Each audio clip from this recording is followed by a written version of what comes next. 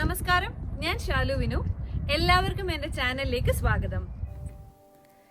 നമ്മുടെ ഇന്നത്തെ റെസിപ്പി കോട്ടയം സ്റ്റൈലിലുള്ള നല്ല അടിപൊളിയൊരു മത്തിക്കറിയാണ്. ഇത് മത്തി മുളകിട്ടതാണ്. വളരെ ടേസ്റ്റി ആയിട്ടുള്ള ഈ ഫിഷ് കറി എങ്ങനെയാണ് റെഡിയാക്കുന്നതെന്ന് നോക്കാം. ഇതിന് വേണ്ടിയിട്ട് ഞാനിവിടെ 1 കിലോ മത്തി ഇതേപോലെ കട്ട് ചെയ്തെടുത്തിട്ടുണ്ട്. ഈ മത്തി എങ്ങനെയാണ് പെർഫെക്റ്റ് ആയിട്ട് കട്ട് ചെയ്ത് ക്ലീൻ ചെയ്തെടുക്കുന്നതെന്ന് ഞാനൊരു വീഡിയോ ചെയ്തിട്ടുണ്ട്. അതിൻ്റെ ലിങ്ക് ഇതിൻ്റെ ഡിസ്ക്രിപ്ഷൻ ബോക്സിൽ ഇട്ടിട്ടുണ്ട്. നിങ്ങളതൊന്ന് ചെക്ക് ചെയ്ത് നോക്കണേ. പിന്നെ ഇതിലേക്ക് 1.5 ടേബിൾ സ്പൂൺ ഇഞ്ചി അരിഞ്ഞത്, 1.5 ടേബിൾ സ്പൂൺ വെളുത്തുള്ളി അരിഞ്ഞത്, 4 പച്ചമുളക്, 1.5 ടേബിൾ സ്പൂൺ ചെറിയ ഉള്ളി അല്ലെന്നുണ്ടെങ്കിൽ സവാള അരിഞ്ഞത്, ആവശ്യത്തിന് കറിവേപ്പില, 4 കുടംപുളി, 1/2 ടീസ്പൂൺ കടുക്, 1/2 ടീസ്പൂൺ ഉലുവ, 1/2 ടീസ്പൂൺ മഞ്ഞൾപ്പൊടി, 4 മുതൽ 5 ടീസ്പൂൺ വരെ മുളക് പൊടി, 1 ടീസ്പൂൺ മല്ലിപ്പൊടി. ഇത്രയും സാധനമാണ് വേണ്ടത്. നമുക്ക് ആദ്യം തന്നെ ഒരു ചട്ടി അടുപ്പിൽ വെച്ച് ചൂടാക്കി അതിൽ വെളിച്ചെണ്ണ ഒഴിച്ചു കൊടുക്കാം. ഈ വെളിച്ചെണ്ണ നല്ലതുപോലെ ഒന്ന് ചൂടായി വരുമ്പോൾ നമുക്കിതിലേക്ക് കടുകും ഉലുവയും കൂടെ ചേർത്ത് കൊടുക്കാം. ഈ ഉലുവ നമ്മൾ ഈ മീൻകറിയിൽ ചേർക്കുന്നത് കറിക്ക് നല്ലൊരു ടേസ്റ്റ് തരും. ഇനി ഈ കടുകൊക്കെ ഒന്ന് പൊട്ടി വരുമ്പോഴത്തേക്ക് നമുക്കിതിലേക്ക് അരിഞ്ഞു വച്ചിരിക്കുന്ന ചെറിയ ഉള്ളി, അതായത് ചുവന്നുള്ളി അല്ലെങ്കിൽ സവാള ചേർത്ത് കൊടുക്കാം. ഇതിൽ ചുവന്നുള്ളി ചേർക്കുന്നതായിരിക്കും ഏറ്റവും ടേസ്റ്റ്. എൻ്റെ കയ്യിലിപ്പോൾ ചുവന്നുള്ളി ഇല്ലാത്തത് കൊണ്ട് ഞാൻ സവാള ഇതേപോലെ ചെറുതായിട്ട് അരിഞ്ഞ് ഇതിലേക്ക് ചേർത്തിട്ടുണ്ട്. ഇനി നമുക്കിതൊന്ന് ചെറുതായിട്ട് വഴറ്റിയെടുക്കാം. ഒരുപാട് നേരം ഇട്ടൊന്നും വഴറ്റേണ്ട ആവശ്യമില്ല. ഇതൊരു മീഡിയം ഫ്ലെയിമിലിട്ട് നമുക്കൊന്ന് വഴറ്റിയെടുക്കാം. ഇനി നമുക്കിതിലേക്ക് കറിവേപ്പില ചേർക്കാം. ഈ ഫിഷ് കറിയിലൊക്കെ എപ്പോഴും കറിവേപ്പില ചേർക്കുമ്പോൾ ഒന്നിലത് നല്ലതുപോലെ ഒന്ന് പ്രസ് ചെയ്ത് ചേർക്കുക, അല്ലെങ്കിൽ ഇതേപോലെ കൈകൊണ്ടൊന്ന് കട്ട് ചെയ്ത് ചേർക്കുക. ഈ കറിയിലൊക്കെ കറിവേപ്പിലയുടെ ഒരു ഫ്ലേവർ ഇറങ്ങിയാലേ ആ ഫിഷ് കറിക്ക് കംപ്ലീറ്റ് ആയിട്ടുള്ള ടേസ്റ്റ് കിട്ടുള്ളൂ.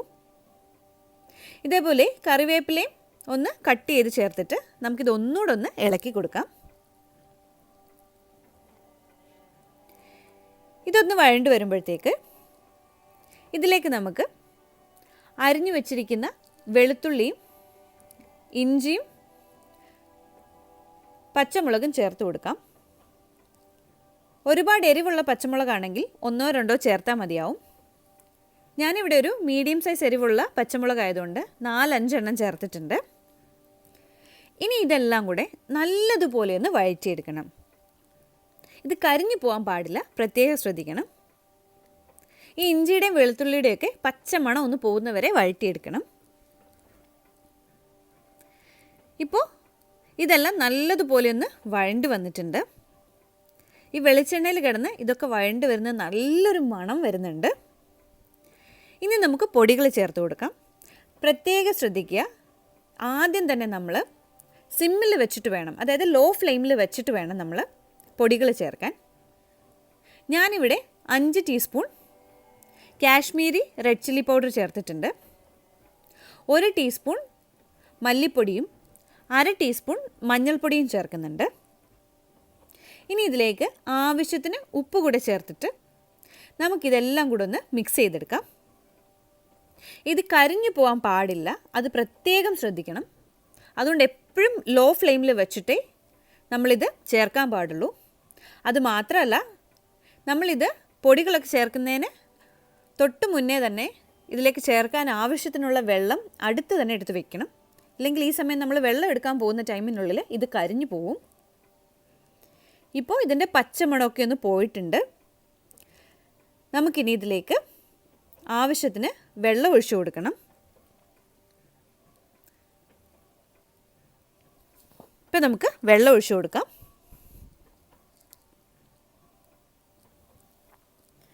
ഇനി നമുക്കിതൊന്ന് ഇളക്കി കൊടുക്കാം. ഇനി നമുക്ക് ഇതൊരു മീഡിയം ടു ഹൈ ഫ്ലെയിമിൽ വെച്ചിട്ട് വേണം കുക്ക് ചെയ്തെടുക്കാനായിട്ട്. ഞാനിപ്പോൾ ഇതിലേക്ക് ആവശ്യത്തിന് വെള്ളം ഒഴിച്ചിട്ട് ഇതെല്ലാം കൂടെ ഒന്ന് മിക്സ് ചെയ്തിട്ടുണ്ട്. ഇനി നമുക്കിതിലേക്ക് കുടംപുളി ചേർത്ത് കൊടുക്കണം. ഞാനിവിടെ ഒരു 3 കുടംപുളി കട്ട് ചെയ്ത് ചേർക്കുന്നുണ്ട്. ഈ കുടംപുളി നമ്മൾ ചേർക്കുന്നതിന് മുന്നേ എപ്പോഴും നല്ലതുപോലെ വെള്ളത്തിലൊന്ന് കഴുകിയതിന് ശേഷം ജസ്റ്റ് ഒരു അരകല്ലിലോ അല്ലെങ്കിൽ ഇടികല്ലിലോ ഒന്ന് ചതച്ചിട്ട് ചേർക്കണം. അപ്പോൾ ഈ പുളിയുടെ ഫ്ലേവറും നല്ലതുപോലെ ഈ ഗ്രേവിയിൽ ഇറങ്ങും. അല്ലെങ്കിൽ ഈ പുളി ഒരല്പനേരം വെള്ളത്തിലിട്ട് ആ വെള്ളവും പുളിയും കൂടെ ചേർത്താലും മതിയാവും. ഇപ്പോൾ ഈ ഗ്രേവിയൊക്കെ ഒന്ന് തിളച്ച് വന്നിട്ടുണ്ട്. ഈ സമയത്ത് നമുക്ക് മീനിട്ട് കൊടുക്കാം. നല്ലതുപോലെ ക്ലീൻ ചെയ്ത് കട്ട് ചെയ്ത് വെച്ചിരിക്കുന്ന മത്തിയാണിത്.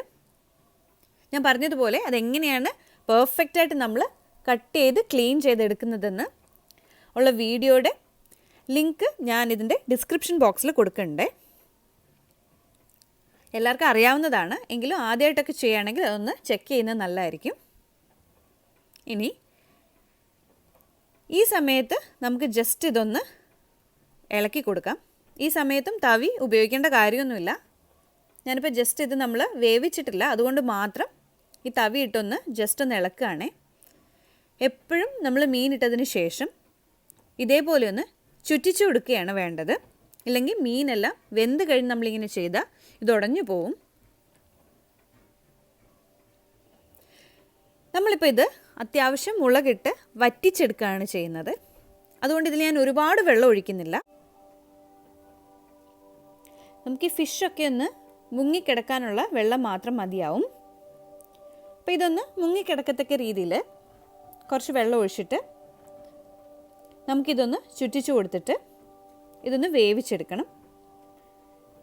നമ്മൾ മൂടി വെച്ച് വേവിച്ചെടുക്കുകയാണ്. അതിനുശേഷം നമ്മളിതിൽ തവി ഉപയോഗിക്കാൻ പാടില്ല. ഇപ്പോൾ ആവശ്യത്തിന് വെള്ളം ഒഴിച്ചിട്ടുണ്ട്. ഇതിൽ ഉപ്പ് ഒരല്പം കുറവായിരുന്നു.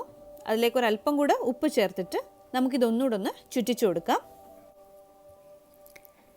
ഇനി നമുക്കിത് ഒരു മീഡിയം ടു ഹൈ ഫ്ലെയിമിൽ വെച്ച് മൂടി വെച്ച് വേവിച്ചെടുക്കണം. ഈ ഫിഷൊക്കെ വെന്ത് വരാൻ ഒരു 10 മിനിറ്റ് മതിയാവും. ഇതിന് ഒരുപാട് ടൈമൊന്നും വേണ്ട. നമ്മളിത് കുക്ക് ചെയ്യുമ്പോൾ ഇടയ്ക്കിടയ്ക്ക് നമ്മൾ ഈ മൂടി ഒന്ന് തുറന്നിട്ട് ഒന്ന് ചുറ്റിച്ചു കൊടുക്കണം. ഇപ്പോൾ അതൊരു 5 മിനിറ്റ് ആയിട്ടുണ്ട്. ഇപ്പോൾ നല്ലതുപോലെ തിളച്ചിട്ടുണ്ട്.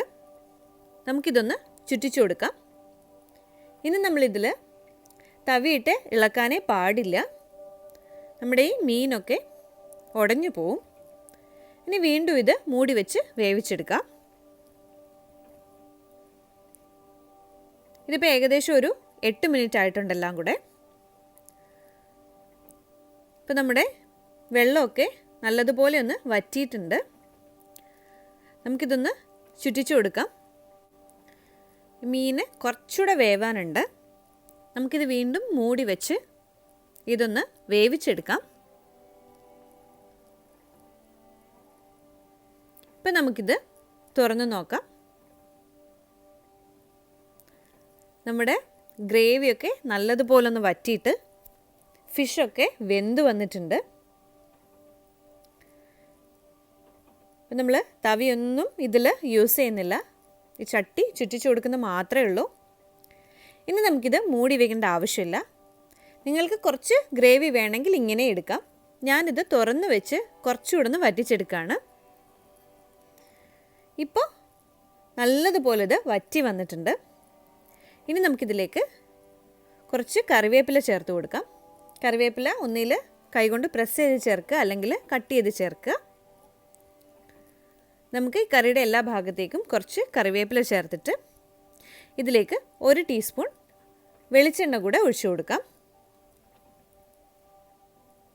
ഫ്ലെയിം ഓഫ് ചെയ്തതിന് ശേഷം നമുക്ക് ഈ കറിവേപ്പിലയും വെളിച്ചെണ്ണയും ഒഴിച്ചിട്ട് ഇത് നമുക്കൊന്ന് ചുറ്റിച്ചെടുക്കണം.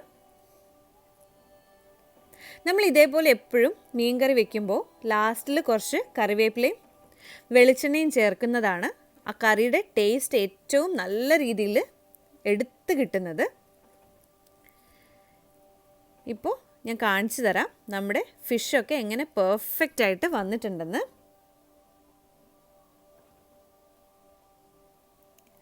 നമ്മുടെ മീനൊക്കെ വെന്ത് ഗ്രേവിയൊക്കെ നല്ല ആവശ്യത്തിന് തിക്കായിട്ട് വന്നിട്ടുണ്ട്. നമ്മുടെ മത്തി മുളകിട്ടത് പെർഫെക്റ്റായിട്ട് വന്നിട്ടുണ്ട്. അപ്പോൾ വളരെ ടേസ്റ്റി ആയിട്ട് പെട്ടെന്ന് തന്നെ ചെയ്തെടുക്കാൻ പറ്റുന്ന ഒരു മീൻകറിയാണിത്. അപ്പോൾ നിങ്ങൾ ഈ രീതിയിൽ ചെയ്ത് നോക്കിയിട്ടില്ലെങ്കിൽ എന്തായാലും ഇങ്ങനെയൊന്ന് മത്തി കറി വെച്ച് നോക്കുക. ഇഷ്ടമായാൽ എൻ്റെ ചാനലൊന്ന് സബ്സ്ക്രൈബ് ചെയ്ത് ലൈക്ക് ചെയ്ത് ഷെയർ ചെയ്യാൻ മറക്കല്ലേ.